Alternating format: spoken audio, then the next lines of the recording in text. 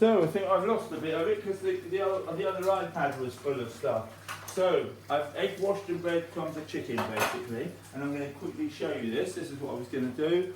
So I've egg washed, I've cut the chicken up. Hopefully you've seen that, otherwise I'll have to put another video in. So here's the chicken deep frying now. So I've put it in flour, then I put it in egg, and then I put it in breadcrumbs. Two of them have got sesame seeds on. You might be able to see that now, sesame seeds on, and two of them haven't, just to show you the difference. So I did two, then I put some extra sesame seeds in. These ones here, I've made some chicken nuggets. So that's with the breasts. I've done, that's about half a breast, and the other half of breast is here, and in the oven, just show you, see how they're doing. They're the two rouleaux I've made. It wrapped up in the tin foil with the potato in there. So now we're going to see what else we can do. And I'm going to go through the last few questions because I think I've already said them once, but then we've missed them. So I've opened the window, so I'm going to not have this too high, but I'm going to finish them off in the oven. So I'm just going to go through a few of the questions. Let me go through some of these again. Where should raw meat be stored in the fridge? That should be at the bottom of the fridge. What colour chopping board? Red for raw meat. How heavy were the breasts? Oh, I forgot to weigh them. So I reckon they were 300 grams. You'll have to put that down. And normally they're only 150 grams. So they're double the size. Now I was going to weigh them. We could. It's going to be hard to weigh it now because I've got some here, and some in the oven. I normally weigh them. When we're at school, we weigh them. And we see how, and that tells how much we've wasted. So I forgot to do that. I should have got the scales out ready. So these look a good golden brown, but they won't be cooked in the middle. So I'll need to, in a minute, put them in the oven to finish off. The next thing, what are the two pieces of the leg called? So in here, we've got the leg, which is cut into two things. So I'm bringing the camera over. So in here, we've got the thighs and the drumsticks. There's two drumsticks and two thighs, and there's two wings on a chicken, but then I cut them in half so we get 4 smaller wings. Yeah, that's it. So we've got the chicken. Let me go to the next question. Ooh. So one way to make sure the green pad is bacteria free, you can actually put it in a saucepan and boil it, and then obviously it's going to definitely kill the bacteria rather than just throw it away. Some people just throw them away afterwards.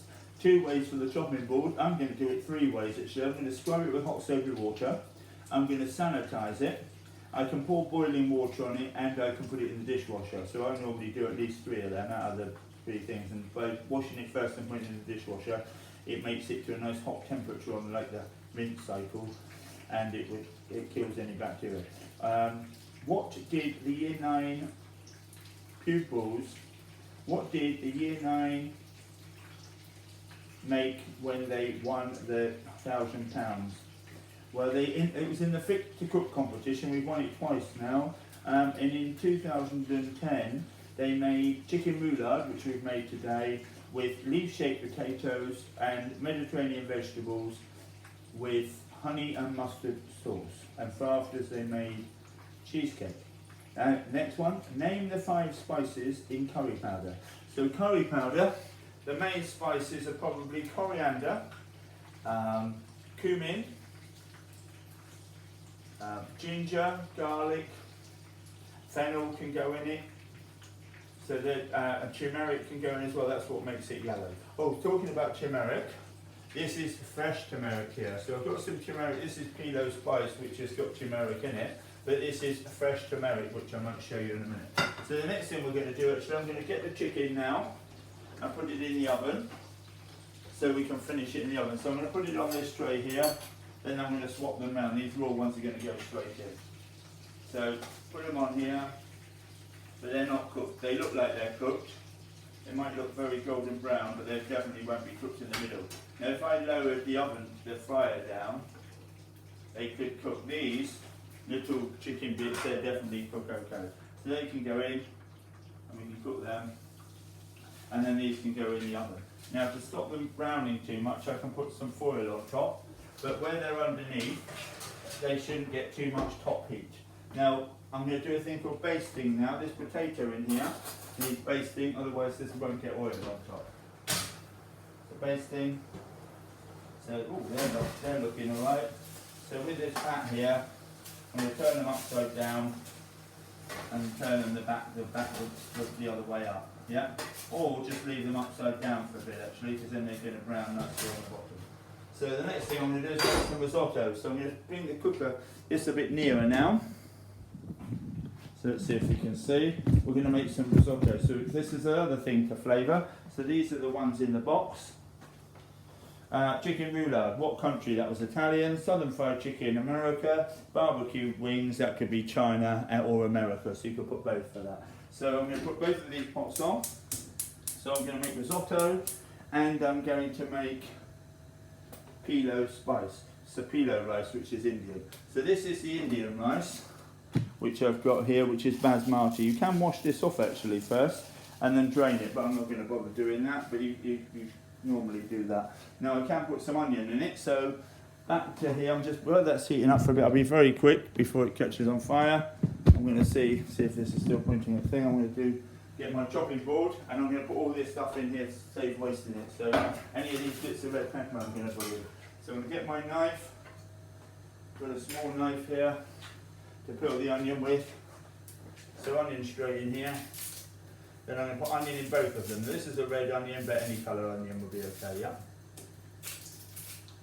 So if I'm quick, we're chopping it up. Better with a big one. So chopping it up. Don't worry about all these bits on here because they're all going in the risotto anyway. I'm not messing with it. 90% of the way through. I'm going to put a little bit in each now, just so the fat doesn't get too hot, because obviously I put it in and I don't want it too hot. And then the back one, by the way, it's got bacon in it. Yeah. So at least half. I don't need too much onion, but if I got it, I could put some in the stir fry. It's a vegetable stir fry, a bit like chow mein, but chow mein's got the noodles in it. I might be doing some of that. So I'm only going to put half of this now, and then I'm going to save a little bit to put in the stir fry. So I'll save that last little bit to put in the stir fry. So we've got pilo rice, they're both on. So I need a wooden spoon for those. And one's going to have, the risotto is going to have bacon. I've only got a little tiny bit of risotto rice. And the risotto rice, this isn't one of the questions, but it's a thing called a Boreo rice, because it's shorter grains. These are longer grains, yeah? So I'm going to fry it first though, so cook the onion a little bit. So all these peppers, they're going to go in the risotto as well. Yeah, and I've only put a tiny bit of chilli in because my son will moan if I make it too hot. He won't be able to eat it basically. Yeah. So there's loads of stuff. So for the risotto, I'm going to put in the peppers as well. So to flavour the risotto, because rice is quite bland by itself. If you just had boiled rice, it wouldn't be very exciting. But risotto is a famous dish from Italy, and you can have it just by itself. You don't actually have to have anything with it. A bit like paella, that's a Spanish dish, and that normally has seafood in it. So that's another thing to flavour rice. So this chicken here, where it's so small, I won't need to put it in the oven to finish it. When this is cooked, I'll take it out and I can put it on. I haven't got any kitchen roll left, but I can put it on some kitchen roll normally. So I'm just going to put it on a plate when it comes out, but I can sort of shake it off a little bit. But you can normally put some kitchen roll or paper towels in in my room. They work quite well as well. So I've got the slotted spoon, which I'm going to use. If I had like a basket, you could shake the basket. So these are nearly done. I'm going to use the stock in here for the risotto. So risotto also has cheese in it. So I've got loads of other vegetables here. Let me show you a few vegetables. So some nice sun-dried vine-on tomatoes. There's some herbs here, which is thyme. There's some other unusual vegetables. I'm not necessarily using them today, but we've got a thing called chicory, and this one is fennel. So that's unusual. I could use a bit of fennel. I've got bean sprouts because I'm going to do a bit of stir fry. And I've got a very, not too unusual, so this is called purple sprouting broccoli. I'm going to open the back door for a tiny bit because it's steaming up and I don't want to put the fan on because that makes it really noisy. But I've got purple sprouting broccoli, that's not one of the questions. But that's, I might be doing another video with some vegetables. So in the risotto, to flavour it, I'm going to flavour it with some stock cubes. So I've got one, either a stock cube or one of these. So I'm going to put one in one and one in the others. Now these ones are just a bit more expensive than these. So make sure that when you unwrap these, you put the rubbish in the bin. The chicken is done. I'm just going to take it out and show you. Now, with the big bits, I would normally probe it. So I'd recommend that you lot probe it, but this would definitely be done. So I'll show you this. I'm going to put it on the plate. So these are, I'm going to put them, I've got the probe out ready. These should be done. If not, I'll just put them back in, but I'm reckoning they're definitely done. They need to be 75. That's one of the questions. I'll find out which question that is in a minute. So I'll look at. So you need to probe these. I've got these. So get the probe, or you can cut them in half. So the smaller ones you can cut in half if you haven't got a probe, or you can stick a skewer in and it should come pink. So the best thing for you guys to do is just get one. As you can see, I put it in the largest one, and hopefully you can see that it is 80 degrees. As you can see, they're done. So homemade chicken nuggets there, far better than the shop ones. Now these ones here I'm going to deep fry now in the batter, then I'll show you these ones they're cooking. So this is a famous dish, and I could have put some ginger and garlic in this to flavour it before I fried it, but it would normally serve with sweet and sour sauce. So that's a famous dish. So just put these in. You have to be careful here. Don't panic. Just where my hands got the batter on, even if I did touch the oil, it would give me some protection, but you need to be a bit careful doing this. We'll probably leave this, don't do this on the tender at home, because that could be dangerous. So as you can see, put all that in, turn it up a bit, finish with that. So we've got the battered ones. So they're like the chicken nuggets, but I think they're a bit more like the Chinese. Now this onion, I'm going to put in the stir fry. So in the stir fry, I'm going to put a little bit of red pepper. I've got a few bits there already. I'm going to flavour it. I've got a bit of garlic. Oh, ginger. So I've got some ginger. So ginger's good. Chop it, and then peel it. You can either peel it with a spoon actually, or you can just peel it with a knife. So a lot of people say peel it with a spoon, but you can do what you want. Yeah, I'm just doing that to save a bit, so it won't make a lot of difference. So with the ginger, just chop it up nice and fine. And I've got a bit of turmeric, which I'm going to put in the pilau rice in a minute. So when I put that in, this is going to go in the stir fry, or I could put a bit of this in. This wouldn't normally go in the Italian dish, but I could put a bit in the pilau. So I put a bit of that in the pilau to give that some flavour. Now these rices are done, onions are done now, so that rice in that one, this rice in that one, and normally you have twice as much water. So I'm going to leave them for about 2 minutes, just while I chop a couple of bits of veg up. Oh, that's gone out by the way. I could see the fat wasn't very hot. That needs to be quite high, otherwise it goes soggy. So I might even have to put that on the big one now. So I'm just going to put that on the big thing, because it suddenly went out without me knowing it. Now the chicken is in here. Then the chicken is cooked, and I've got some liquid in there. So it's a nice tasty liquid rather than some plain liquid. So that's going to go in the rice now. And I've got some more in the kettle because that's not quite enough. And you put twice as much water in as rice, that's normally the amount. With rice, try not to stir it too much because it breaks up. Risotto you're okay because you want it to break up a bit. But the other one you don't want it to be too sticky. So I'm chopping this up now. This is going to be for the stir fry. By the way, I'm going to do a little bit of vegetable stir fry. Yeah. And I'm going to put some other vegetables. So what else have we got? So we've got a bit of fennel. Now this tastes a little bit aniseedy, by the way. I've got these, only don't normally buy this. I just happened to, on the way back cycling, I saw the veg shop and I thought I'll go and buy something from the veg shop. And this was in Fulton Road, I think that's where it's called. But they have some, you don't normally see this in all the supermarkets. And you just chop it up and it's quite good for stir fry. You've got, like I say, got a bit of an aniseedy taste. Yeah. Most of you have probably never had it before. Yeah. Quite good. Not too expensive. But normally carrots would be good, they're nice and cheap. Carrots, onion, beans, sprouts, whatever you like in your stir fry. So my chicken, I'm going to check the chicken for the minute. By the time I'm going to use this same wok, I'm going to empty it and quickly wipe it out. And I'm going to pour this hot fat into a saucepan, if I'm careful. Then I'm going to use the same frying pan where it's nice and hot, but I'll give it a quick wipe out.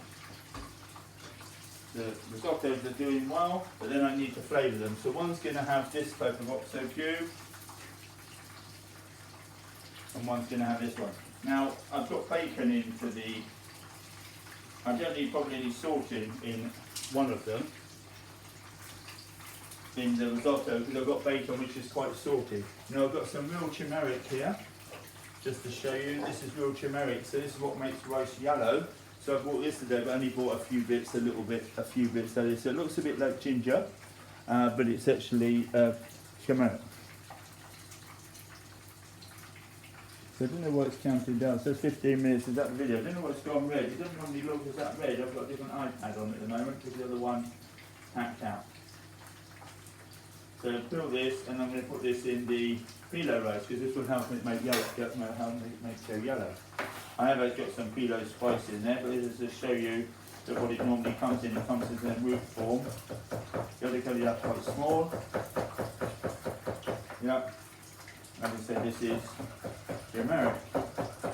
And this makes you wooden spoons. If you've got the plastic spoons, this makes them all yellow. So afterwards you might have to bleach them, otherwise you might upset your mum if you were to use this. And this normally makes the chopping board all yellow as well. Yeah? So chop that up quite small. That one's going in the phyllo rice. And also I'm going to put some phyllo seasoning in. So phyllo seasoning. This has got turmeric in, but it's also got ground cardamoms and cloves and black pepper and cinnamon. So this is, that's an Indian flavour. So one of the things was what's in Chinese 5 spice. So I'm going to get my glasses on and just double check in a minute. But that's got similar things in. That's got aniseed in it, which, that's one thing it has got in it, which doesn't always go, or very often go into the Indian type flavour. So I've got some Chinese spice, well that's allspice, that's the Jamaican type flavour. If you're doing jerk chicken, that would often go in there. So I've got some, I think I've got some 5 spice here, and I'm just going to read it off of here. So star anise, which is, I've got some of this here, let me show you. So it's called a star anise because it looks like a star. So hopefully you can see that. So as you can see, that's a star anise. Cinnamon, fennel seeds, black pepper and cloves. So some of the same ingredients that goes in India. So what else we got? So we're going to make the stir fry in a minute. This chicken looks like it's done. So I'm going to show you this in a minute. And I can probe it to be on the safe side. So I'm going to take it out, I think it's done. These need a little bit more. You can, with rice you need to cook it quite gently. So I'm going to lower it down now. So this can be lowered down. And I'm going to take the chicken out, then I'm going to probe it. They weren't huge bits, so they should be cooked okay. So you can't do 2 big bits in here, otherwise they won't cook in the middle. So I'm just going to show you these. Hopefully you can see these. As you can see, nice and golden brown. A bit like the Chinese ones. They make them perfect round balls, but these are there. Okay. So we're going to probe these as well. They should be cooked. So this one's done, so I'm going to pull the fat away, but keep it for another day. Then I'm going to use the same pan because it's not going to be nice and hot. Yeah? Put that back. Now that's to be careful with this. So I'm going to put this on the trivet, out of the way, so I'm not going to burn myself because that's way up to the boiling water, so I have to be careful with that. Yeah? So then a little bit of fresh oil in there. It's nice and clean where it's sitting. And I'm just going to do some stir-fry veg. We might do some other bits as well. So any sort of veg, anything you like. Mushrooms, peppers. And I've got bean sprouts. So I was thinking I haven't got a lot there, to be honest. Oh, a bit of celery on here. But this is one of the 14 allergens, by the way. So obviously a lot of people don't like celery, but I quite like it, especially you can eat this raw dipped in mayonnaise and hummus. But I quite like it in stir-fry. White cabbage goes in, pak choy. I've even got some chicory there, which is a bit like, I've got a different, it looks like lettuce. This is called chicory. So I've got a bit of this today. So I'm just going to slice off a bit, like that.